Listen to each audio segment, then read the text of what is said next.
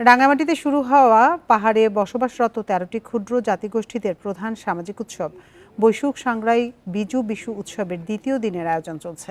সকাল থেকে উৎসবে অংশ নিতে জেলা ক্ষুদ্র নৃগোষ্ঠী ইনস্টিটিউটে আসছেন পাহাড়ি সহ বিভিন্ন জেলার পর্যটকরা। আয়োজকরা জানিয়েছে, বৈশাখী উৎসবের দ্বিতীয় দিনে চাকমা ভাষা প্রতিযোগী ও চাকমাদের ঐতিহ্যবাহী ঘিলা খেলার আয়োজন করা হয়েছে। প্রতিবছর এপ্রিলের শুরু থেকেই উৎসবকে কেন্দ্র করে নানান ঐতিহ্যবাহী খেলা, ক্ষুদ্র জাতিগোষ্ঠীর সংস্কৃতিকে তুলে ধরতে এই আয়োজন বলে জানায় আয়োজকরা। উৎসবে পাহাড়িরা নিজস্ব পোশাক, অলংকার, খাবার প্রদর্শন করছে। প্রথম পর্বের উৎসব শেষ হবে ৯ এপ্রিল। দ্বিতীয় তৃতীয় পর্বের উৎসব চলবে ১৬ এপ্রিল পর্যন্ত। বান্ডেল থাকলে প্রতি সেনমানিতে টাকা বাঁচবে। বিকাশ সেনমানি বান্ডেল কিনে জিতুন প্রতি লেনদেনে। আগামী ১২ এপ্রিল পুরনো বছরকে বিদায় জানানো হবে। ১৩ এপ্রিল হবে মূল বিজু।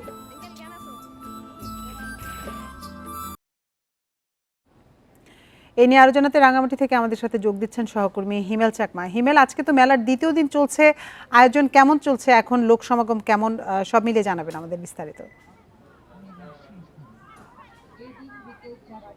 আসলে আয়োজন যদি বলি, আসলে গতকালকে থেকে শুরু হওয়া যে বৈশুখ সাংগ্রাই বিজুর যে মেলার আজকে যে দ্বিতীয় দিনের যে অনুষ্ঠান মালা, সেটা অলরেডি শুরু হয়ে গেছে।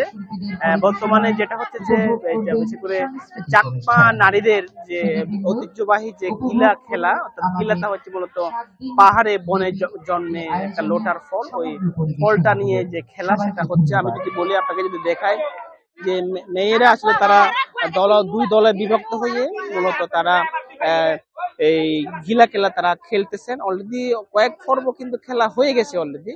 তো আমরা দেখতে পাচ্ছি আসলে যে আসলে সময় যত যাচ্ছে তত কিন্তু মানুষের ভিড় কিন্তু বাড়ছে। আমরা দেখি যে প্রতিদিন এখানে বিশেষ করে সন্ধ্যার বেলায় এখানে হাজার হাজার মানুষ হয়, অর্থাৎ লোকারণ্য হয় এই এলাকাটা। এখানে আমি দেখেছি যে এখানে ১৮০টি বিভিন্ন ধরনের স্টল, খাবারের স্টল, পাশাপাশি এখানে হস্তশিল্প সহ বিভিন্ন ধরনের যে আদিবাসী জনগোষ্ঠীর যে তাদের যে হস্তশিল্প প্রদর্শনী থেকে সেগুলো তারা স্টলের মাধ্যমে তারা প্রদর্শনী প্লাস বিক্রয় করছেন।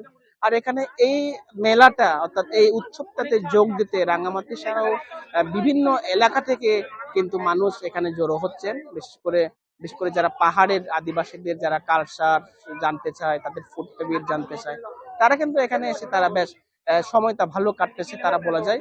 আমরা গতকালকে দেখেছি এখানে সরকারি বেসরকারি বিভিন্ন দপ্তরের মানুষ তারা এখানে এসেছেন। আর বিকাল বেলা অর্থাৎ সন্ধ্যায় আমরা দেখি যে এখানে যে জনগোষ্ঠীগুলো রয়েছে অর্থাৎ ক্ষুদ্র যে জাতিগোষ্ঠী, তারা বিভিন্ন তাদের সংস্কৃতি কর্মকাণ্ড স্টেজে তারা পরিবেশন করেন, অর্থাৎ কালচারাল প্রোগ্রামের মাধ্যমে বিশেষ করে নৃত্য, তাদের নাটক সেটা তারা পরিবেশনা করেন।